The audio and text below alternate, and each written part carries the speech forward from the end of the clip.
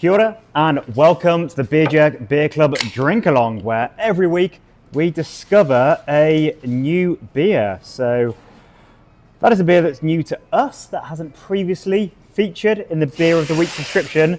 Definitely not a beer that is new to the world, because this beer from Sprig and Fern has been around for a little while. Cheers. As has Sprig and Fern. So Sprig and Fern started in 2009 with master brewer Tracy Banner and her husband Ken starting in beautiful Nelson after a very impressive and storied career that Tracy has had. She started brewing near Liverpool. Well, before she was brewing, she was working in breweries doing different jobs. In quality control and working in, she was at Greenall's and she was at Bass, and then she moved over to New Zealand and she brewed at Lion and Max, and I think she was the first female head brewer at Spates. When she was at Max, I think that she invented the concept of fresh hop beers, and she is one of the top beer judges in the world. She flies around judging international competitions, and those words, master brewer. A lot of people think that just means the person who is the brewer at a brewery or the head brewer, but the words master brewer actually refer to a qualification rather than a job title. So there are not many master brewer qualified brewers in New Zealand. Maybe only 4 or 3 that I can think of off the top of my head. So yeah, her career of 4 decades in beer and brewing, she's known as the godmother of beer. Despite being very young and sprightly, she started her brewing career, I think, when she was 16. So yeah, pretty much everything you might need to know about running a brewery, she has learned over those many decades. And Sprig and Fern, we've chatted a bit about them previously in our videos, but I like that they have a bit of a different approach and business model to most breweries in New Zealand. They're not reliant on the supermarket duopoly that many brewers are very much locked into, which is kind of dangerous, I suppose. Eggs in 2 baskets and all that, and things are changing quite quickly with the availability of beers that we see in supermarkets and ranges shrinking, etc. And it has been a very, very tough time for brewers in recent years, and also for independent craft beer retailers, of course.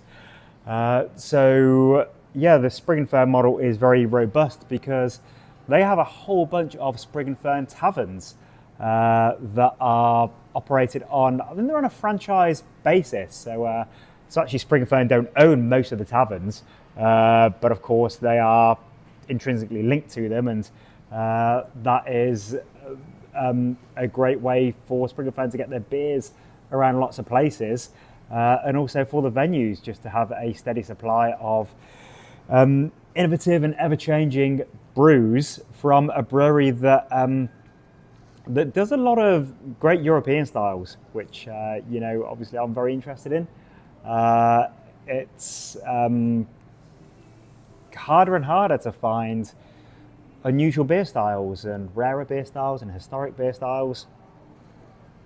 With the Beer Club, of course, I put a lot of work into curating a whole range of different beers, but the truth is that lots of brewers make hazy pale ales and pilsners because they are the beers that people like buying. So it just is, that is the economy and the business and the world that we live in, and those styles are fantastic.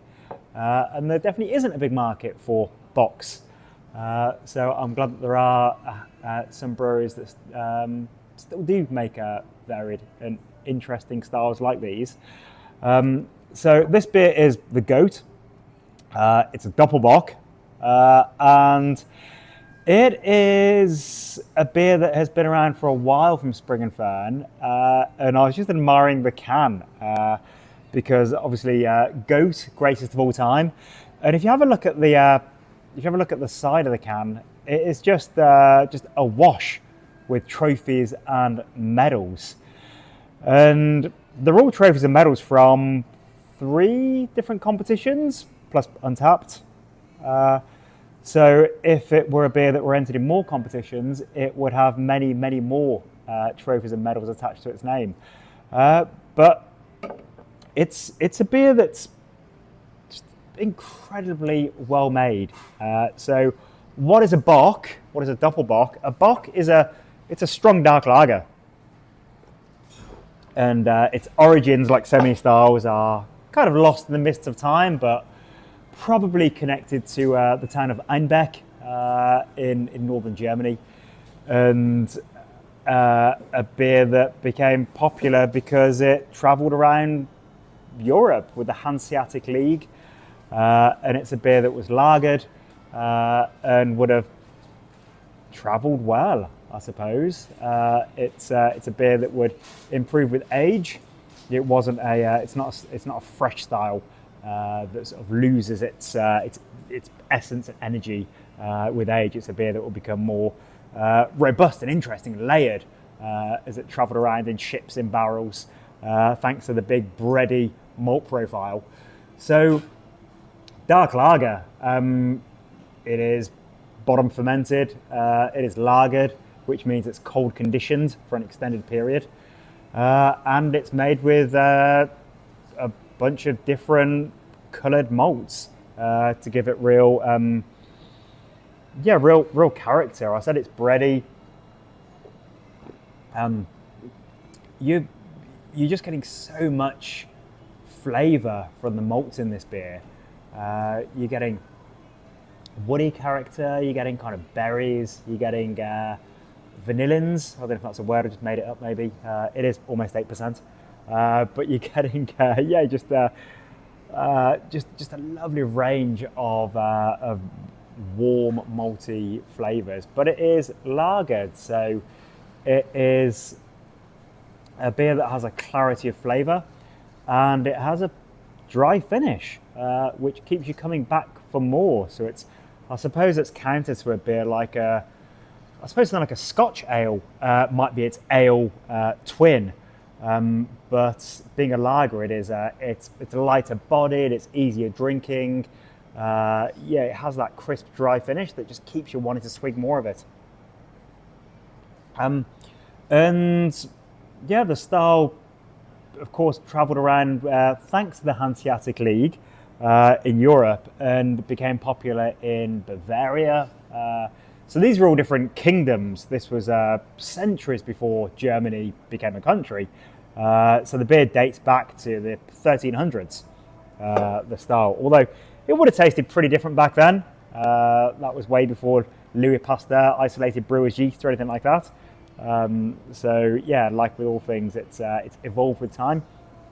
As it got popular in Bavaria, it was the connection to goats comes from it being known as was linked to the town of Einbeck, and people would ask for Einbeck or Einbock, which was the Bavarian accent, and well, not of course, but Einbock means a billy goat.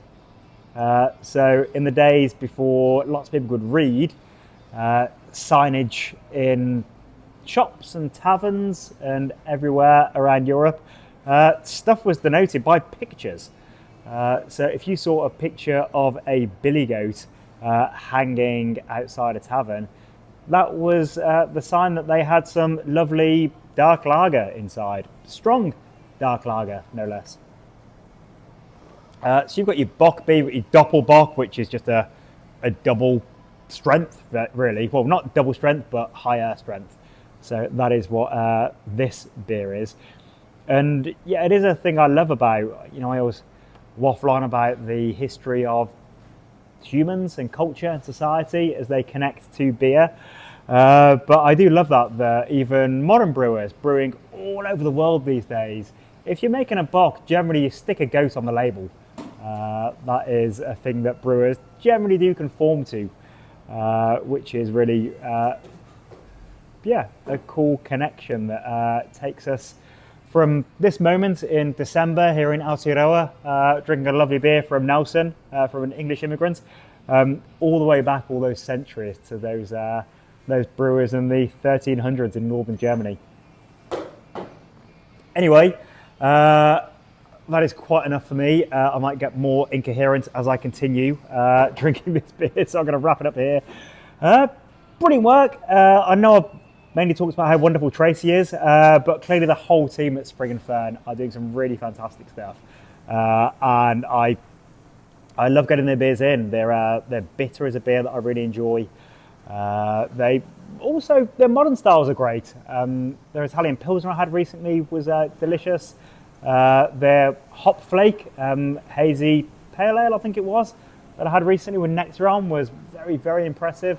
So yeah, across the range, they're doing some really cool stuff. Their Naughty Porter is their core range, just like absolute classic porter. So doing great stuff, everyone at Sprig and Fern. Thanks for putting out the great beers. Please carry on putting out more interesting European styles. Thank you for joining us, everybody. We'll see you next week. Cheers.